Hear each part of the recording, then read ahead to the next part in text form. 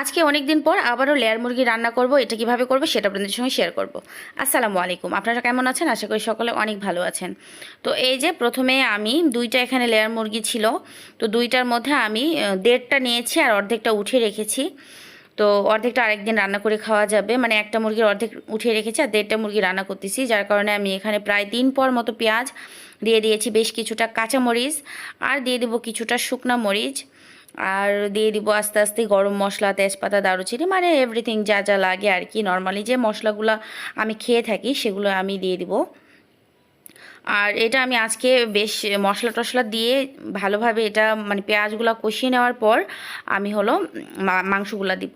তো এখন ঝাল, লবণ, হলুদ আর কিছুটা বাটা মশলা তো দিয়ে দিব। দিয়ে দেওয়ার পর তেল দিয়ে দিব, তারপরে হাতের সাহায্যে বেশ কষলে কষলে মাখিয়ে নিব। তো এখানে সাদা এলাচ, কালো এলাচ, দারুচিনি, লবঙ্গ, গোলমরিচ সব কিছু দেওয়া হয়ে গিয়েছে। আমি মশলাটা গরম মশলা হিসেবেই বলে ফেললাম, তো আলাদাভাবে আমি কিছু বললাম না। আপনারা যে যে মশলা খেতে পছন্দ করেন সেগুলো মশলা পরিমাপ মতো বুঝে দেবেন। যেহেতু আমার কাছে আমি কখনো একটা মুরগি রান্না করি, কখনো হাফ মুরগি রান্না করি, কখনো দেড়টা করি, তো আমার মশলার যেই ব্যালেন্সটা সেটা তো আপনাদের বললে আপনারা বুঝতে পারবেন না, বা হলো দেখা যায় 19-20 হয়ে যাবে। তো আপনারা যেই পরিমাণে মাংস বা মাছ রান্না করবেন সেই পরিমাণে মশলা, পেঁয়াজ সব কিছু আর কি অ্যাড করবেন। তো এখন সুন্দরভাবে তেল দিয়ে ভালোভাবে আরও মাখিয়ে নিয়েছি বেশ পেঁয়াজগুলো নরম করে। তো এখন সামান্য কিছুটা পানি দিয়ে এটা আমি সেদ্ধর জন্য বসিয়ে দিব, মানে শুধু এই পেঁয়াজ মশলাগুলা এটা আমি যখন সুন্দরভাবে মানে সেদ্ধ করে একদম ভাজা ভাজা করে নিব, তারপরে আমি আস্তে আস্তে এটাকে মাংস দিয়ে সুন্দরভাবে এটাকে কষিয়ে রান্না করব। তো এই যে এভাবে কিন্তু হাঁসের মাংস রান্না করলেও বেশি মজা লাগে। তো আজকে আমি এই যে সোনালি লেয়ার মুরগিটা আমি রান্না করব, এটা সোনালি যেই দেশি মুরগির মতো দেখতে আর কি, ওইটাই আজকে রান্না করব। তো অনেক ভালো লেগেছে আজকের এই মাংস রান্নাটা, যদিও আমি খেয়ে ফেলেছি বাবা মারা যখন ছিল তখন, যদিও ওনারা চলে গিয়েছে। তো ওই তো বললাম, অনেক ভিডিওতে বলেছি যে আস্তে আস্তে সেই দিনের ভিডিওগুলো আমি শেয়ার করতেছি, কারণ আমি চাপের কারণে অনেক ভিডিও শেয়ার করতে পারি না, অনেক দিন গ্যাপ ছিল ভিডিওতে।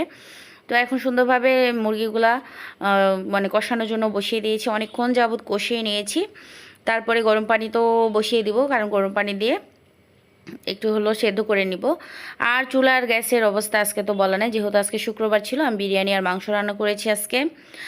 আর এখানে আমার মনে হয়েছিল একটু ঝাল কম হবে, তো যার কারণে একটু ঝাল দিয়ে দিয়েছি।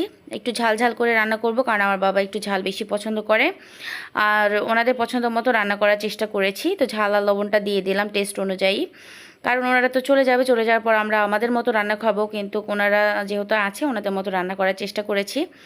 তো আলহামদুলিল্লাহ তাদেরকে যথাসাধ্য চেষ্টা করেছি আমার সাধ্য অনুযায়ী, সামর্থ্য অনুযায়ী তাদেরকে আপ্যায়ন করার।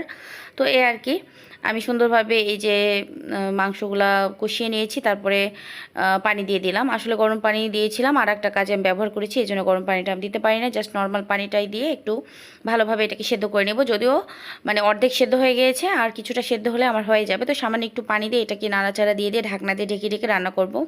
তারপরে দিয়ে দিব ঝোলের পানি। তো এটাকে চাপা দিয়ে রেখে দিলাম। তো এখন এটা রান্না হওয়ার পালা। তো এই যে এখন অনেকটাই পানি শুকিয়ে গিয়েছে, মানে একদম ঘন হয়ে গিয়েছে, আমি এটাকে শিরার পানি দিয়ে দিয়েছি। তো শিরাটা ভালোভাবে ফুটে এসেছে, সামান্য একটু এখন জিরা গুঁড়া দিয়ে দেবো, একটু ঝোল রাখবো, কারণ আমার বাবা একটু ঝোল খেতে বেশি পছন্দ করে মুরগির। আলু দিলে আরও পছন্দ করে, কিন্তু আমি ভাবলাম যে আলু আমি দিব না, আমি একটু ঝোল ঝোল করে মাংসটাই শুধু রান্না করব। তো টালা জিরা আমি গুঁড়া করে রেখেছিলাম, সেটা আমি সুন্দরভাবে দিয়ে নাড়াচাড়া দিয়ে এটাকে আমি এখন নামিয়ে নিব। জাস্ট আমার রান্না একদম কমপ্লিট। তো আজকের এই রান্নাটা আপনাদের কাছে কেমন লেগেছে অবশ্যই কমেন্টে জানাবেন। ভালো লাগলে লাইক, কমেন্ট, শেয়ার, চ্যানেলটিকে সাবস্ক্রাইব, আর ফেসবুকে দেখে থাকলে ফলো দিয়ে রাখবেন। দেখা হচ্ছে নেক্সট ভিডিওতে, ততক্ষণ পর্যন্ত আপনারা সকলে ভালো থাকুন, সুস্থ থাকুন। আল্লাহ হাফিজ, আসসালামু আলাইকুম।